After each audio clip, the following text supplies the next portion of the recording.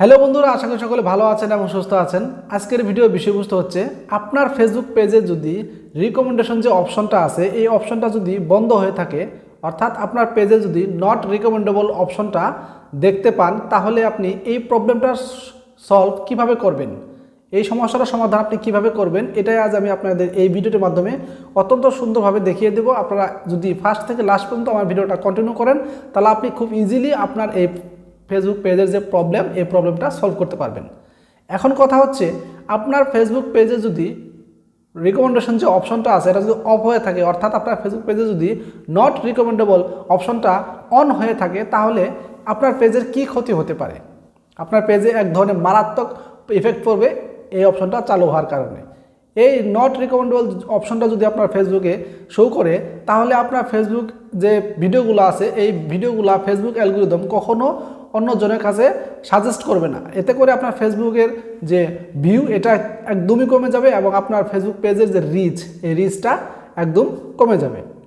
তাহলে অবশ্যই এই মারাত্মক প্রবলেমের আপনাকে সমাধান করতে হবে, এবং এই সমস্যাটার সমাধান আপনি কিভাবে করবেন এই নিয়ে আজ আমি ভিডিও তৈরি করেছি। অত্যন্ত সুন্দরভাবে আমি আজকে আপনাদের এটা সমস্যাটা সমাধান করে দেব। ফার্স্ট থেকে লাস্ট পর্যন্ত যদি ভিডিওটা আপনি কন্টিনিউ করেন, তাহলে অবশ্যই আপনি আপনার সমস্যার সমাধান করতে পারবেন। বেশি কথা বলবো না, শুরু করবো আজকের ভিডিও এবং চলে যাবো স্ক্রিনে। দেখবো নট রিকমেন্ডেশন অপশনটা কিভাবে রিমুভ করতে হয়, অর্থাৎ এই প্রবলেমটার কীভাবে আপনি সলভ করবেন। দেখুন, এই যে আমি আমার ফেসবুক পেজে চলে আসছি। ফেসবুক পেজে আসার পর এই 3 ডট বাটনে যদি আপনি ক্লিক করেন, তাহলে আপনি একটা অপশন পেয়ে যাবেন। এখানে হচ্ছে প্রফেশনাল ড্যাশবোর্ড।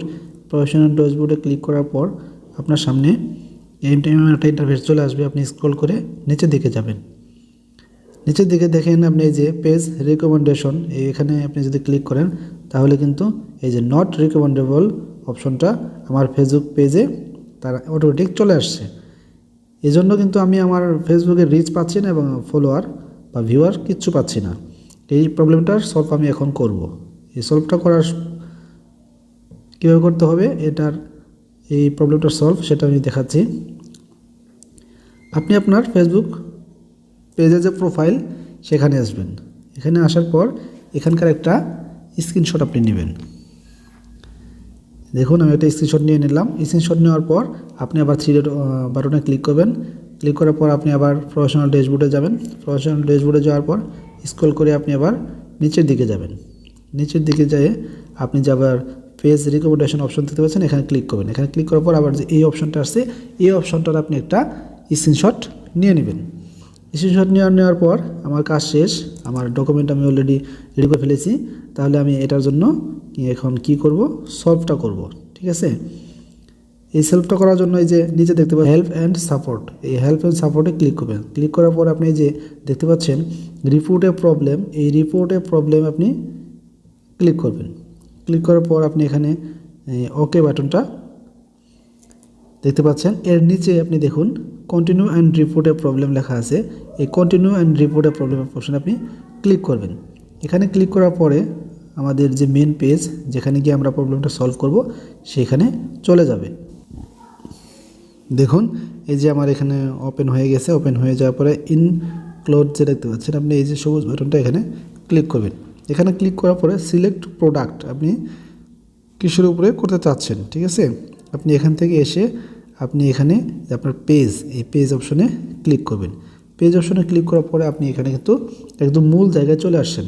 এই যে এখানে লেখেন ডিসক্রাইব ইস্যুস, এই ডিসক্রাইব ইস্যুতে আপনি আসবেন। আসার পরে আপনি যেটা করবেন, আপনি যে প্রথমে স্ক্রিনশট দিয়ে রাখছেন স্ক্রিনশটটা এখানে আপলোড করে দেন। এই যে আপলোড ফ্রম ফোন। ঠিক আছে, আমি কী করেছি স্ক্রিনশট দিয়ে রাখছি যেগুলা, যেমন ধরেন আমি এই যে আমার পেজটা আমি স্ক্রিনশট দিয়ে রেখেছি, এটা আবার আপনি এখানে ক্লিক করবেন।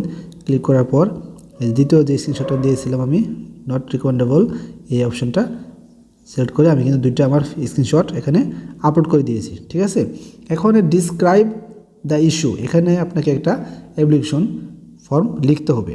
আমি এখানে যদি লিখতে যাই তাহলে অনেক সময় লাগবে। আমি দেখাচ্ছি, আমি এটা অ্যাপ্লিকেশনটা অবশ্যই লিখে রাখছি। এখানে আমি হোয়াটসঅ্যাপে রেখে দিয়েছি, এটা যাতে আমি কপি করে বসাতে পারি সেজন্য। এখন আমি দেখেন, আমি আমার এই যে হোয়াটসঅ্যাপে এই হোয়াটসঅ্যাপে কিন্তু আমি আমার কপিটা করে রাখছিলাম, ঠিক আছে। এই যে দেখুন, এটা জাস্ট আমি কপি করব, আপনারা সময় করে দেখে নেবেন, স্ক্রিনশট দিয়ে রাখতে পারেন আপনারা। এখানে আসার পর আমি কিন্তু এটা এখানে এখন বসাই, সাবমিট করে দেবো, পেস্ট করে দেবো, ঠিক আছে। এই দেখুন আমি এটা যদি পেস্ট করে দিই তাহলে এই যে পেস্ট করে দেওয়ার পর আমার কিন্তু অ্যাপ্লিকেশনটা এখানে সুন্দরভাবে বসে গেছে। সেন্ড বাটন যে দেখতে পাচ্ছেন, এই সেন্ড বাটনে ক্লিক করবেন। ক্লিক করার পর ফিনিশিং বাগ রিপোর্ট, ওকে। এই যে আমার কিন্তু কী হয়ে গেছে, অটোমেটিক সেন্ড হয়ে গেছে। এটা ফেসবুক অ্যালগরিদম 2-3 দিনের ভিতরে দেখে আপনার অ্যাপ্লিকেশনটা অ্যাপ্রুভ করে নেবে।